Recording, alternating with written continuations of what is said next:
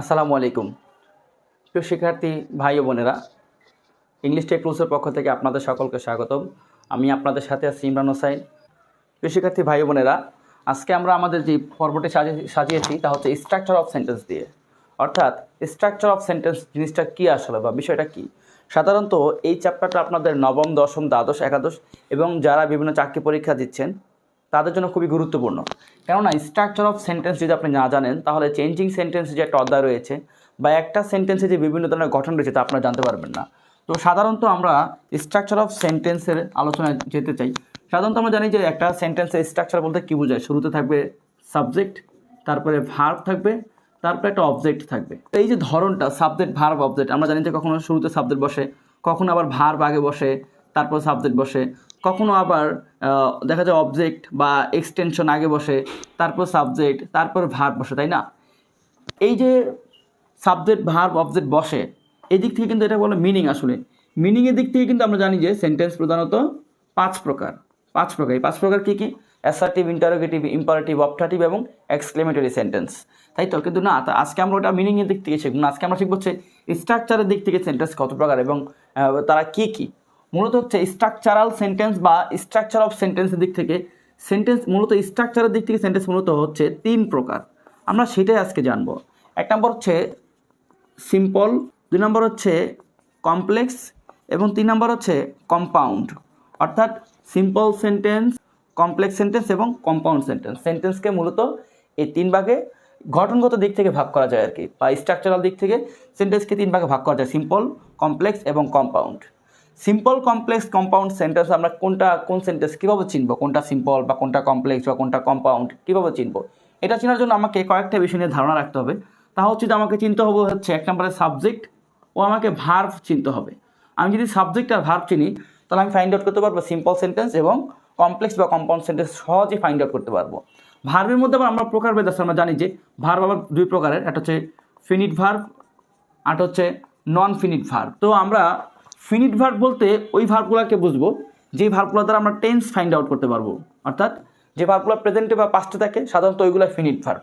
আর প্রেজেন্টে বা পাস্টে বাদ দিয়ে বাকি যা ভার্ব আছে সব হচ্ছে নন ফিনিট ভার্ব। অর্থাৎ এখানে সাধারণত টেন্স ফাইন্ড আউট করা যায় না, কিন্তু এখানে টেন্স ফাইন্ড আউট করা যায়। যেমন আমরা যদি লিখি যে আই এম এ স্টুডেন্ট, এখানে কিন্তু আমরা সহজে দেখতে পাচ্ছি এম।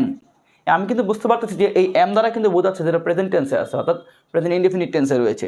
সুতরাং এটা হচ্ছে আমার ফিনিট ভার্ব। কিন্তু যখন আমি বলবো যে I have seen a boy playing football, যদি খেয়াল করেন যে আই হ্যাভ সিন আ বয়, এই যে প্লেয়িং বললাম যে প্লেয়িং ফুটবল, এই যে প্লেয়িংটা দেখেন এটা কিন্তু না প্রেজেন্টে না পাস্টে, এখানে কিন্তু অলরেডি একটা ভার্ব আছে এবং এটা দ্বারা পুরোটা দ্বারা টেন্স ফাইন্ড আউট করা যায়, তাই ফিনিট ভার্ব। কিন্তু এই যে প্লেয়িং, না এটা প্রেজেন্টে আছে না পাস্টে আছে, এটা দ্বারা কোনো টেন্স ফাইন্ড আউট করা যায় না, তাই এটা হচ্ছে আমার নন ফিনিট ভার্ব। এখন মূল কথা হচ্ছে যে সিম্পল সেন্টেন্স তাহলে আমরা কোনটাকে বলবো? সিম্পল সেন্টেন্স বলবো হচ্ছে যেই সেন্টেন্সে একটি সাবজেক্ট থাকবে, বলা যায় যে একটি সাবজেক্ট ও ফিনিট ভার্ব থাকবে। সাধারণত বলা যায় যে একটি ফিনিট ভার্ব বা হচ্ছে ফিনিট ভার্ব থাকবে, ওইটা একটা ফিনিট ভার্ব থাকবে এবং এখানে কনজাংশন থাকবে না বা একাধিক কোনো সাবজেক্ট থাকবে না, একটা মাত্র সাবজেক্ট থাকবে, তখন তাকে আমরা বলবো হচ্ছে সিম্পল সেন্টেন্স। যেমন আমরা যে বাক্যটা দেখলাম আই এম এ স্টুডেন্ট, এই বাক্যে কিন্তু সাবজেক্ট শুধু আই, তার মানে একটা সাবজেক্ট, আবার এম। যেমন আমরা যদি আরেকটা উদাহরণ লিখি যে I have a ball and I play by it, তাহলে এখানে যে আমরা বললাম I have a ball and I play by it, তাহলে এখানে সাবজেক্ট একটা আই, আরও একটা সাবজেক্ট আসলো আই, তার মানে এখানে অলরেডি দুইটা সাবজেক্ট চলে আসছে। কিন্তু আমরা বলছি যে সিম্পল সেন্টেন্স মানে একটা মাত্র সাবজেক্ট থাকবে, তার মানে এটা সিম্পল সেন্টেন্স নয়। চলুন আমরা সিম্পল সেন্টেন্সের কয়েকটা উদাহরণ দেখি। সিম্পল সেন্টেন্সের উদাহরণ বলতে মূলত যেমন শি হ্যাজ রিড আ বুক, সে একটি বই পড়েছে। এই যে এখানে সাবজেক্ট, ভার্ব, অবজেক্ট, শেষ, একটি মাত্র সাবজেক্ট আছে। উই লার্ন ইংলিশ, দেখেন we subject, learn verb English. তারপর হচ্ছে we have been living in Dhaka for 5 years. দেখুন এখানে খেয়াল করুন যে উই হ্যাভ বিন, এই যে সাবজেক্ট একটা উই, হ্যাভ বিন লিভিং, এই পুরোটা দ্বারা কিন্তু একটা টেন্স বোঝায়, যেটা বোঝাচ্ছে প্রেজেন্ট পারফেক্ট টেন্স, কারণ এই আইএনজির কারণে কিন্তু বোঝাচ্ছে যেটা প্রেজেন্ট পারফেক্ট টেন্সে আছে। আর তারপর তো এক্সটেনশন আছেই, তার মানে এটা একটা সিম্পল সেন্টেন্সের একটা উদাহরণ। যেমন the boys R waiting for the chief guest তাহলে এখানে দ্য বয়েজ আর ওয়েটিং, এই দেখেন আর ওয়েটিং ভার্ব আছে এবং দ্য বয়েজ সাবজেক্ট একটা, তার মানে এটা হচ্ছে একটা সিম্পল সেন্টেন্স। তাহলে আমরা সহজে বুঝতে পারলাম যে সিম্পল সেন্টেন্স বলতে ওই সেন্টেন্সকে বোঝায় যেখানে একটা সাবজেক্ট থাকবে এবং এক জোড়া বা একটি ফিনিট ভার্ব থাকবে আর কি। তো এই মোটামুটি আমরা বুঝলাম যে সিম্পল সেন্টেন্স। চলুন আমরা এখন শিখবো হচ্ছে কমপ্লেক্স সেন্টেন্স, এবং এটা কিন্তু সবচেয়ে জটিল। কমপ্লেক্স সেন্টেন্স শেখার ক্ষেত্রে আপনাকে অনেক সতর্ক হতে হবে এবং অনেক মনোযোগ দিয়ে আপনাকে এটা শিখতে হবে। তো চলুন আমরা কমপ্লেক্স সেন্টেন্স শিখি। আমরা সিম্পলের অধ্যায়টা মুছে ফেললাম এবং কমপ্লেক্স সম্পর্কে জানাই আছে, তাই আমরা এটা মুছে এখন দেখুন আমরা সহজে লেখার চেষ্টা করি। কমপ্লেক্স সেন্টেন্স, কমপ্লেক্স সেন্টেন্স এবং কম্পাউন্ড সেন্টেন্স শিখতে গেলে আমাদেরকে আরেকটা বিষয় জানতে হয়, সেইটা হচ্ছে আমাদের কনজাংশন। আমরা একটু কনজাংশন নিয়ে একটু আলোচনা করতে চাই। সাধারণত আমাদের কনজাংশনগুলো প্রধানত কনজাংশনকে আমরা দুই ভাগে ভাগ করতে পারি। একটা হচ্ছে কোঅর্ডিনেটিং কনজাংশন, আরেকটা হচ্ছে সাবঅর্ডিনেটিং কনজাংশন। কনজাংশন হচ্ছে যে ওয়ার্ড একাধিক সেন্টেন্স বা ওয়ার্ডকে যুক্ত করে তাদেরকে কনজাংশন বলা হয়। তো সাবঅর্ডিনেশন নাকি নেটিং, এটা হবে সাবঅর্ডিনেটিং কনজাংশন। এখন এই দুইটা কনজাংশন আমরা যদি চিনতে পারি তাহলে আমাদের কাছে কমপ্লেক্স এবং কম্পাউন্ড সেন্টেন্স এমনিতেও চেনা সহজ হয়ে যাবে। সাধারণত কনজাংশন মানে আমরা জানি যে and, but, or, since, as, when, দো, অল দো, তাই তো। তো সাবঅর্ডিনেটিং কনজাংশন কোনগুলো? সাধারণত যেই কনজাংশন, যেই বাক্যে যখন একাধিক বাক্য আমরা দেখবো বা একাধিক ক্লোজ আমরা যখন দেখবো, যেমন if I go to school, যদি আমি স্কুলে যাই, আই উইল লার্ন ইংলিশ, স্কুলে গেলে আমি ইংরেজি শিখবো, তাই তো। এখানে খেয়াল করেন আই উইল লার্ন ইংলিশ, এই বাক্যটা কিন্তু তার অর্থ প্রকাশ করতে পারতেছে। কিন্তু যদি বলছি if I go to school, যদি আমি স্কুলে যাই, তাহলে এখান থেকে মনে মনে ইফটাকে বাদ দিয়ে দিই, আমি বাদটা উচ্চারণ করি I go to school, I will learn English.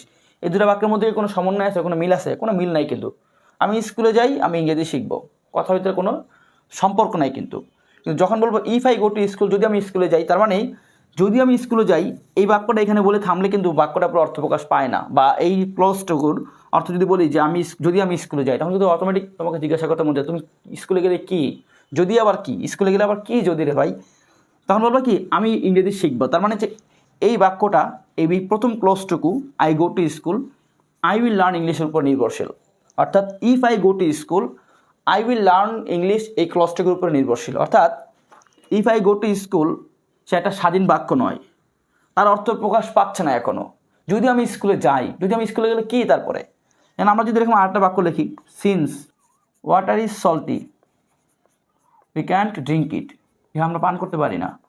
তাহলে এখানে মূল কথা হচ্ছে কি আমরা এই পানি পান করতে পারি না, কারণ কি এই পানি লবণাক্ত। এখন যেহেতু পানি লবণাক্ত, তো সেহেতু কি জানতে মন চায় না, কারণ যে পরের ক্লোজটুকু ছাড়া এই ক্লোজটুকুর অর্থ প্রকাশ পাচ্ছে না। আবার বুঝো, সিন্স ওয়াটার ইজ সল্টি, যেহেতু পানি লবণাক্ত। আমি এতক্ষণে বলে যদি শেষ করে দিই কথা, তাহলে কি কথা হবে? তাহলে কি শুনতে মন চাচ্ছে? যেহেতু বললা, তার মানে সেহেতু আবার কি? যেহেতু পানি লবণাক্ত সেহেতু আমি পান করতে পারি না, এরকম বিষয়টা না।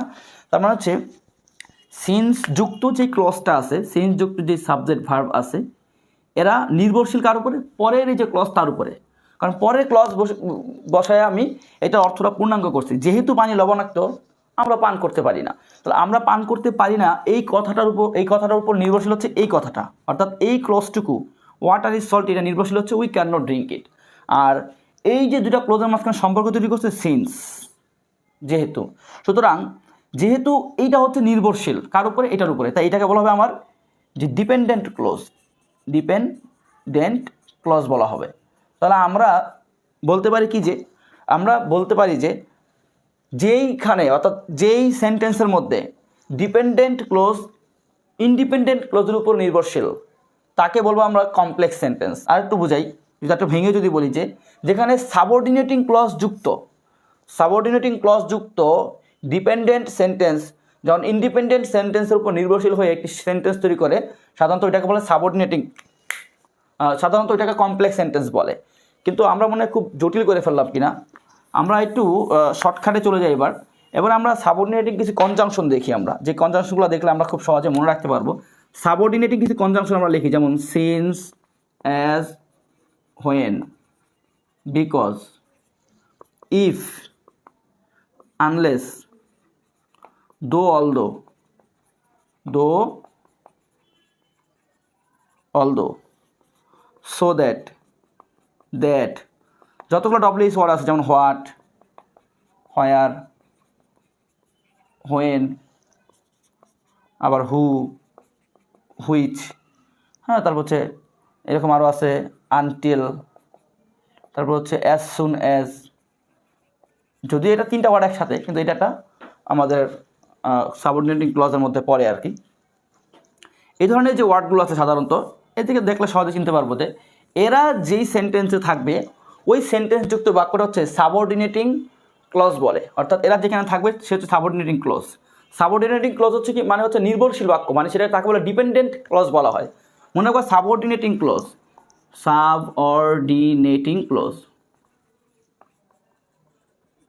তাহলে সাবঅর্ডিনেটিং ক্লজের আরেকটা নাম হচ্ছে ডিপেন্ডেন্ট ক্লজ। কেন ডিপেন্ডেন্ট ক্লজ? কারণ সে তার একা অর্থ প্রকাশ করতে পারে না। যেমন যেমন দো হি ইজ পুয়ার, যদিও সে গরিব। দেখো ভাই, দো হি ইজ পুয়ার কেমন যেন লাগতেছে, একটু ফ্রেশ করি লেখাটা। দো হি ইজ পুয়ার, এই যে দেখো, যদিও সে গরিব, তুমি কিন্তু বুঝতেছো যে যদিও সে গরিব তার মানে অর্থটা প্রকাশ পাচ্ছে না। আরও একটা বাক্য তোমার বা একটা ক্লজ তোমার প্রয়োজন, এখানে একটা কথা লিখলে এটা অর্থটা প্রকাশ পাবে। তার মানে এ হচ্ছে কি ডিপেন্ডেন্ট কার উপরে? এই পরের ক্লজের উপরে। যদিও সে গরিব, তো যদিও সে গরিব তো কী তোমার জানতে মন যাচ্ছে না? এবার কী আবার যদিও সে গরিব তো কী, তারপরে কথাটা বলবেন তো। যদিও সে গরিব, সে অনেক সৎ লোক, সে অনেক হ্যান্ডসাম, সে দেখতে অনেক সুন্দর, তাই না? বা সে অনেক চালাক বা চতুর। যদিও সে গরিব, তারপরের বাক্যটা যদি বা ক্লজটা যদি আমি বলি তাহলে পুরো অর্থটা প্রকাশ পায়। এই জন্য এটাকে বলা হয় কি আমার সাবঅর্ডিনেটিং ক্লজ। তাহলে সাবঅর্ডিনেটিং ক্লজ কি যুক্ত থাকে? সাবঅর্ডিনেটিং ক্লজে সাবঅর্ডিনেট কনজাংশন যুক্ত থাকে, যেগুলো সিন্স, অ্যাজ, হোয়েন, দো, although, because, and, because, so that, so dot dot that, এগুলো যুক্ত থাকে। তার মানে এরা হচ্ছে আমার সাবঅর্ডিনেটিং ক্লজ। এই ক্লজটা আমি পূর্ণাঙ্গ করি, দো he is poor he is honest, যদিও সে গরিব সে অনেক সৎ। তার মানে এই বাক্যটার উপরে বা এই ক্লজটার উপরে, এই ক্লজটুকু নির্ভরশীল। তার মানে এটা হচ্ছে আমার কি, এটা হচ্ছে আমার ইন্ডিপেন্ডেন্ট ক্লজ, যেহেতু ওর কোনো হেল্প লাগে না। হি ইজ অনেস্ট, দেখো এই বাক্যটুকু বাদ দিয়ে দিই, শুধু বলো হি ইজ অনেস্ট, সে সৎ। কোনো সমস্যা আছে? কথা পূর্ণাঙ্গ প্রকাশ পাইছে না? আমার কিছু শুনতে মন যাচ্ছে যে সে সৎ মানুষ, আর কিন্তু শুনতে মন যাচ্ছে না। কিন্তু এইটা ওইটুকু বাদ দিয়া দো হি ইজ পুয়ার, যেহেতু সে গরিব, তো যেহেতু সে গরিব কি তাতে কী হচ্ছে, আমার আর কথা শুনতে মন যাচ্ছে, তাই না? তখন এই যে হি ইজ অনেস্ট, তার মানে হি ইজ অনেস্ট হচ্ছে একটা ইন্ডিপেন্ডেন্ট ক্লোজ, আর দো হি ইজ পুয়ার হচ্ছে একটা ডিপেন্ডেন্ট ক্লোজ। একটা ডিপেন্ডেন্ট ক্লোজ আর একটা ইন্ডিপেন্ডেন্ট ক্লোজ যখন সাবঅর্ডিনেটিং কনজাংশন যুক্ত থাকে তখন সেটাকে বলে আমার কমপ্লেক্স সেন্টেন্স বলা হয়। এবার আমি কমপ্লেক্স সেন্টেন্স আরও কয়েকটা উদাহরণ লিখি। যেমন আনলেস ইউ ওয়ার্ক হার্ড, যদি না তুমি কঠোর পরিশ্রম করো। তো প্রশ্ন আসতে যে তুমি কঠোর পরিশ্রম না করলে কী হয়েছে, তো কী হবে? তুমি কী করবা? ইউ উইল ফেল, তুমি ব্যর্থ হবা। টু রিচ ইউর ডেস্টিনেশন বা টু রিচ ইউর এইম, তোমার লক্ষ্য পৌঁছাতে তুমি কী হবা? ব্যর্থ হবা। এই যেভাবে। আবার একটা ইফ আই, যদি আমি ইংরেজি শিখতাম ভাই তাহলে আমি তার চাকরি পাইতাম, তাই না? ইফ আই লার্নড উর্দু, তাহলে I would get a good job, তাই না? ভালো একটা চাকরি পাইতাম উর্দু শিখলে, পাইতাম আসলে, ভুলেও না। তারপর হচ্ছে আর এরকম বহুত কিছু লেখা যায়। সিন্স, যেমন she doesn't go to garden, সে বাগানে যায় না। কেন যায় না ভাই, জানতে মন চায় না? কারণ হচ্ছে সেখানে একটা কী আছে? কুকুর আছে। দেয়ার হ্যাজ এ ডগ, সেখানে একটা কুকুর আছে। এই যে বিকজ দিছি আমরা, এই বলছি আমরা যে বিকজ কি এখানে লিখে নিই যে বিকজ। তার মানে সিন্স, অ্যাজ, হোয়েন, দো, although, because, and, but, or, এগুলো যুক্ত থাকবে। এবং এখানে দুইটা ক্লজ থাকবে, যে সাবজেক্ট ভার্ব অবজেক্ট, এটা একটা ক্লজ, আবার সাবজেক্ট ভার্ব অবজেক্ট একটা ক্লজ, দুইটা ক্লজ থাকবে। এবং একটা ক্লজ আর একটা ক্লজের উপর নির্ভরশীল থাকবে। কী থাকবে? নির্ভরশীল। যেমন ইউ ওয়ার্ক হার্ড, যদি না তুমি কাজ করো, তাহলে বারবার করে আমার শুনতে মন যাচ্ছে যে যদি কাজ না করলে তাহলে কি কাজ না করলে, তার মানে তুমি ফেল করো তোমার গন্তব্যে পৌঁছাতে। You will fail to reach your destiny, এই মার্কে টু রিচ ইউর এইম। তার মানে এটা হচ্ছে আমার স্বাধীন বাক্য, এটাকে বলছে আমার স্বাধীন ক্লজ। সরি, মানে আসলে ইংলিশে বলতে হবে যে এটা হচ্ছে আমার ইন্ডিপেন্ডেন্ট ক্লজ, অর্থাৎ যেখানে দুইটা ক্লজ থাকবে, একটা ডিপেন্ডেন্ট ক্লজ আর একটা ইন্ডিপেন্ডেন্ট ক্লজ, এবং ডিপেন্ডেন্ট ক্লজের সাথে সাবঅর্ডিনেটিং কনজাংশন থাকবে, তখন তাকে আমরা বলবো হচ্ছে কমপ্লেক্স সেন্টেন্স। আশা করি কমপ্লেক্স সেন্টেন্স চিনতে আর কোনো সমস্যা হবে না। মূলত এই যে কনজাংশনগুলো মনে রাখতে হবে, যে সিন্স, অ্যাজ, হোয়েন, দো, although, because, and, but, because, তারপর হচ্ছে so that, so dot dot that, হ্যাঁ এগুলো থাকলেই মূলত তারা হচ্ছে আমার কমপ্লেক্স সেন্টেন্স। আমাদের আর বাকি রইল হচ্ছে আমাদের আর কম্পাউন্ড সেন্টেন্স চিনতে বাকি রইল। তো চলো আমরা বন্ধুরা কমপ্লেক্স সেন্টেন্স চিনি। কমপ্লেক্স সেন্টেন্স চেনার আগে আমাদের একটা বিষয় জানতে হবে, ওই যে আমরা সাবঅর্ডিনেটিং কনজাংশন চিনেছি না, এখন জাস্ট আমরা চিনব হচ্ছে কোঅর্ডিনেটিং কনজাংশন। এই কোঅর্ডিনেটিং কনজাংশন চিনলে আমাদের কম্পাউন্ড সেন্টেন্স চিনা হবে। যেহেতু আমরা এখন কম্পাউন্ড সেন্টেন্স চিনব, এই যে কম্পাউন্ড সেন্টেন্স, তাই তো আমরা কম্পাউন্ড সেন্টেন্স চিনব। কম্পাউন্ড সেন্টেন্স চেনার আগে কী চিনতে হবে আমাদের, এই যে আমরা কনজাংশন যে লিখছিলাম, কনজাংশন যে আমরা শিখলাম, আমরা যে বললাম কনজাংশন প্রধানত দুই প্রকার, কোঅর্ডিনেটিং আর সাবঅর্ডিনেটিং কনজাংশন, তাই না? আর এটাতে কোরিলেটিভ একটা কনজাংশন আছে বা কোঅরলেটিভ কনজাংশন একটা আছে, ওইটা আমাদের না চিনলেও হয় আর কি। তো কোঅর্ডিনেটিং কনজাংশন হচ্ছে এমন একটা কনজাংশন যার দুই পাশে দুইটা ক্লজ বসবে কিন্তু কেউ কারোর উপর নির্ভরশীল নয়। আমি একটি কোঅর্ডিনেটিং কনজাংশনগুলো আগে লেখা নিই, কী এগুলো হচ্ছে অ্যান্ড, বাট, অর, সো আছে, ফর আছে, এই তো ইয়েট, সাধারণত এই কটা সাধারণত। আমরা একটা বাক্য লিখি আগে, বাক্য লিখি, এটা কীভাবে বোঝাবো, যেমন আই গো টু স্কুল, আমি স্কুলে যাই, I go to school and I learn English. এখানে এই যে অ্যান্ডের আগে একটা ক্লজ আছে যে আই গো টু স্কুল, আচ্ছা আমি স্কুলে যাই, এই পরের ক্লজটুকু বাদ দিই, বাদ, ফুল স্টপ এখানে, তাহলে কি অর্থ পূর্ণাঙ্গ প্রকাশ পায় না? আমি স্কুলে যাই, আর কি কিছু শুনতে মন চায়? অবশ্যই শুনতে মন চায় না, আমি স্কুলে যাই, কথা হয়ে গেছে। আবার পরের এতটুকু বাদ, মনে করি এতটুকু বাদ, তাহলে আই লার্ন ইংলিশ, আমি ইংরেজি শিখি। তাহলে এই কথাটা কি, এই বাক্যটা কি প্রকাশ পায় না? অবশ্যই প্রকাশ পায়, আমি ইংরেজি শিখি। এটা কিন্তু হেল্প লাগতেছে না, অর্থাৎ অ্যান্ডের আগে যে ক্লজ আছে তার হেল্প লাগতেছে না, অর্থাৎ এখানে দুইটা ক্লজই স্বাধীন, তারা দুজনেই কি ইন্ডিপেন্ডেন্ট, তারা দুজনেই ইন্ডিপেন্ডেন্ট, কেউ কারোর উপরে নির্ভরশীল নয়। এই জন্য এরা কম্পাউন্ড সেন্টেন্স মূলত। তাহলে আমাদের মনে রাখতে হবে কি, যে যেখানে দুইটি ক্লজ ইন্ডিপেন্ডেন্ট, অর্থাৎ দুইটি ইন্ডিপেন্ডেন্ট ক্লজ একটি কোঅর্ডিনেটিং কনজাংশন দ্বারা যুক্ত থাকবে, যে অ্যান্ড, এই যে অ্যান্ড এখানে আছে, কোঅর্ডিনেটিং কনজাংশন দ্বারা যখন দুইটি ইন্ডিপেন্ডেন্ট ক্লজ যুক্ত থাকবে তখন তাকে কম্পাউন্ড সেন্টেন্স বলা হয়। যেমন কাম হেয়ার, এখানে আসো, এখানে আসো, কথা শেষ না? শেষ কিন্তু। অর, অথবা সিট ডাউন দেয়ার, ওইখানেই বসে থাকো, ওইখানে বসে থাকো তো ভাই, অর এতটুকু ছাড়া কিন্তু বলা যায় যে ওইখানে বসে থাকো, অর্থ ঠিক আছে। অথবা কাম হেয়ার, এখানে আসো, ঠিক আছে। তার মানে এইখানে যে দুইটা ক্লজ কাম হেয়ার অথবা সিট ডাউন দেয়ার, কেউ কারোর উপর নির্ভরশীল না, এবং এখানে কোঅর্ডিনেটিং কনজাংশন দ্বারা যুক্ত আছে, এই জন্য এদেরকে বলা হয় সাধারণত আমাদের কম্পাউন্ড সেন্টেন্স। আশা করি তাহলে কম্পাউন্ড সেন্টেন্সগুলো আমরা চিনতে পারবো। এই যে আমাদের কয়টা কনজাংশন আছে না, এইগুলো যুক্ত থাকে সাধারণত সবসময়। তাহলে আমরা যেমন একটা লিখি যে she is weak and she goes to doctor, সে দুর্বল এবং সে ডাক্তারের কাছে যায়। এখানে আমাদের একটা বিষয় মনে রাখতে হবে যে অ্যান্ড দ্বারা এখানে ধারাবাহিক কাজ বোঝাবে, প্রথম যে কাজটা সেটা আগে হবে আর পরের কাজটা পরে, যে আগে উইক হবে তারপর সে ডাক্তারের কাছে যাবে। যদি লিখি যে she goes to doctor and she is weak, তাহলে এটা শুনতে একটু দৃষ্টিকটু দেখায়, এই জন্য আমাকে আগে কারণ লিখতে হবে, she is weak and she goes to doctor। আবার she doesn't take medicine, সে ওষুধ খায় না, বাট she feels well, কিন্তু সে নিজেকে ভালো অনুভব করতেছে। তার মানে সে অসুস্থ ছিল কিন্তু ওষুধ খায় না, কিন্তু সে নিজেকে ভালো অনুভব করতে পারে। এই বাক্যটা আমরা একটু চেঞ্জ করে লিখি যে he is a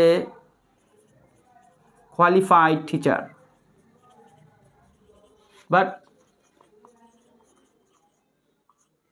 he doesn't get any good job, যে সে একজন ভালো শিক্ষক কিন্তু সে ভালো চাকরি পায় না, তাহলে সে চাকরি পায় না এটা আলাদা প্রকাশ করা যায়। আবার সে একজন ভালো শিক্ষক বা একজন যোগ্য শিক্ষক, কোয়ালিফাইড টিচার, যোগ্য শিক্ষক, তাই না, এটা অর্থ প্রকাশ করা যায়। তার মানে সব মিলে কি বোঝা গেল যে কম্পাউন্ডে আগের ক্লজ এবং পরের ক্লজ, বা হচ্ছে কম্পাউন্ডে দুইটা ইন্ডিপেন্ডেন্ট ক্লজ থাকবে আর মাঝখানে একটা কনজাংশন থাকবে, অর্থাৎ কনজাংশনের আগে যে ক্লজ থাকবে, কনজাংশনের পরে যে ক্লজ থাকবে, উভয় ক্লজে ইন্ডিপেন্ডেন্ট থাকবে, কেউ কারোর উপর নির্ভরশীল নয়। এটা কি বলে মূলত আমাদের কম্পাউন্ড সেন্টেন্স। তো আশা করি তোমরা বা আপনারা ক্লিয়ারলি বুঝতে পারছেন যে সিম্পল, কমপ্লেক্স, কম্পাউন্ড সেন্টেন্সগুলো আসলে কী এবং এরা কীভাবে থাকে সাধারণত। তারপর হচ্ছে আমি আরও দু একটা সিম্পল, কমপ্লেক্স, কম্পাউন্ড সেন্টেন্স লিখতে চাই, লিখে আরও দু একটা দেখাতে চাই, তাহলে মনে করি আশা করি আরও ক্লিয়ার হবে। আমি জাস্ট এখানে আর দুই তিনটা উদাহরণ লিখবো, আমি সিম্পলের দুইটা উদাহরণ লিখব। এখন সিম্পলের দুইটা উদাহরণ লিখব, যেমন ওয়েটিং ইন রোড বা বিসাইড রোড, হ্যাঁ, ইজ ভ্যারি ডিস্ট্রেসিং, এটা খুবই কি বিরক্তিকর। তাহলে এখানে কিন্তু এই যে শুরুতেও ভার্ব পরেও ভার্ব আছে, তাই না? কিন্তু এই ভার্বগুলো খেয়াল রাখতে হবে, এগুলো দ্বারা কি টেন্স ফাইন্ড আউট করা যায়? টেন্স ফাইন্ড আউট করা যায় না, একমাত্র ইজ দ্বারা আমার টেন্স ফাইন্ড আউট করা যাচ্ছে। এই জন্য এটা আমার ফিনিট ভার্ব, বাকি সব non finite verb. On the other hand waiting in road, এটা হচ্ছে আমার এখানে সাবজেক্ট পুরাটা, আর একটা ফিনিট ভার্ব, তার মানে একটা সাবজেক্ট, এখানে একটা ফিনিট ভার্ব আছে, তার মানে এটা হচ্ছে আমার সিম্পল সেন্টেন্স। ওকে, তারপর হচ্ছে টু এর ইজ হিউম্যান, তাই না? যে মানুষ মাত্রই ভুল, একটা বাক্য না বলি না? তো টু এর ইজ হিউম্যান বা টু এর ইজ ম্যান, এরকম একটা বললেই হয় আর কি। হ্যাঁ, তো টু এর হচ্ছে সাবজেক্ট, এখানে টু প্লাস ভার্ব, যদি মনে হচ্ছে ভার্ব বা সাবজেক্ট হয় কিনা, জি ভার্ব সাবজেক্ট হয়, আর ইজ হচ্ছে এখানে ফিনিট ভার্ব, কারণ এটা দ্বারা আমার টেন্স ফাইন্ড আউট করতে আমরা পারতেছি এখানে। সুতরাং এটা আমার একটা সিম্পল সেন্টেন্স। এবার আসলে আমরা কমপ্লেক্স সেন্টেন্স লিখি।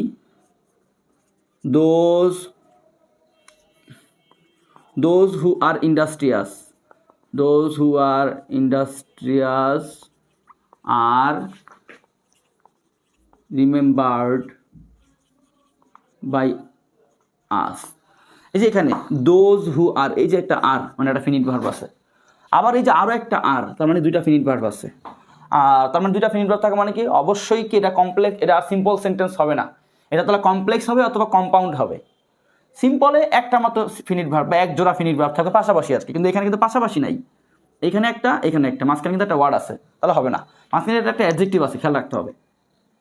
আবার একই ভার্বটি পাশাপাশি দুইটা হয় কোনো দিন আমরা পড়তে, he is a good man হয় না, তার মানে এখানে একটা কমপ্লেক্স এটা। তো এখন আমাদের তার মানে এখানে একটা ভার্ব, এখানে একটা ভার্ব। এখন যে জিনিসটা যেটা ফাইন্ড আউট করতে হবে সেটা হচ্ছে এখানে কনজাংশন আছে কিনা। আমরা এখানে একটা কনজাংশন কিন্তু আছে, এই যে হু, হু একটা কনজাংশন। আমরা কিন্তু বলছি যে who is that, where, when, how, is W word, এগুলো সব কিন্তু হচ্ছে সাবঅর্ডিনেটিং কনজাংশন। আর সাবঅর্ডিনেটিং মানে কি জানো? নির্ভরশীল। আর নির্ভরশীল মানে হচ্ছে সেটা কমপ্লেক্স, কারণ কমপ্লেক্সে একটা হচ্ছে ডিপেন্ডেন্ট ক্লজ থাকবে আর একটা ইন্ডিপেন্ডেন্ট ক্লজ থাকবে এবং সাবঅর্ডিনেটিং কনজাংশন যুক্ত থাকবে। সুতরাং এটা কিন্তু আমাদের একটা complex sentence. I worked hard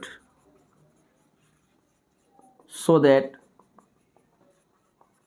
I could earn more, আমি কঠোর পরিশ্রম করতাম, এই যে যাহাতে আমি বেশি, এই যে তাহলে আর্ন করতে হবে, এখানে সাবজেক্ট একটা আই আর একটা, তাহলে অলরেডি দুইটা সাবজেক্ট আছে। ওয়ার্কড এখানে ভার্বের ভি টু, এটা পাস্ট ফর্ম, তার মানে এটা ফিনিট ভার্ব। আবার ক্যান কুড পাস্টে আছে, তার মানে এটাও কি আমাদের ফিনিট ভার্ব। তাহলে দুইটা ফিনিট ভার্ব আছে, হ্যাঁ, এই যে দুইটা ফিনিট ভার্ব আছে আলাদা আলাদা, দুইটা সাবজেক্ট আছে, তার মানে নিঃসন্দেহে এটা কি আমাদের কমপ্লেক্স বা কম্পাউন্ড সেন্টেন্স হবে। আর এই যে মাঝখানেটা আমাদের সো দ্যাট কনজাংশন আছে, সাবঅর্ডিনেটিং কনজাংশন বললাম, তার মানে এটা আমাদের তাহলে কি sentence? Complex sentence. She reads novel পড়ে, অ্যান্ড শি লাভস এ লট, অনেক, সে নভেল পড়ে এবং অনেক হাসে, পরে আনন্দ পায়, হাসে, তার মানে এই যে অ্যান্ড আছে, দেখছো? অ্যান্ড বাট অর থাকলে কি এরা আমার কম্পাউন্ড সেন্টেন্স। এই যে সাবজেক্ট শি, এই যে রিডস, এই যে লাভস, অর্থাৎ দুইটা সাবজেক্ট আছে, আবার দুইটা কি ফিনিট ভার্ব আছে আলাদা করে, এবং একটা কনজাংশন আছে যেটাকে বলছিলাম আমরা কি কোঅর্ডিনেটিং কনজাংশন। সুতরাং এইগুলো হচ্ছে আমাদের কম্পাউন্ড সেন্টেন্স, এটা আমাদের। তো প্রিয় শিক্ষার্থী বন্ধুরা এবং ভাইয়েরা এবং বোনেরা যারা এতক্ষণ ক্লাসটা উপভোগ করলেন, আপনাদের কাছে ক্লাসটি কেমন লাগলো? আমাদের এই যে টোটাল আমরা স্ট্রাকচারাল সেন্টেন্স নিয়ে আলোচনা করলাম, মূলত সিম্পল কমপ্লেক্স কম্পাউন্ডের ব্যাপারে আজকে আপনাদেরকে আমরা অবগত করাতে চাইলাম যে আপনারা আসলে কতটুকু উপকৃত হতে পারেন আমাদের দ্বারা। এটা হচ্ছে আমাদের আজকের প্রচেষ্টা।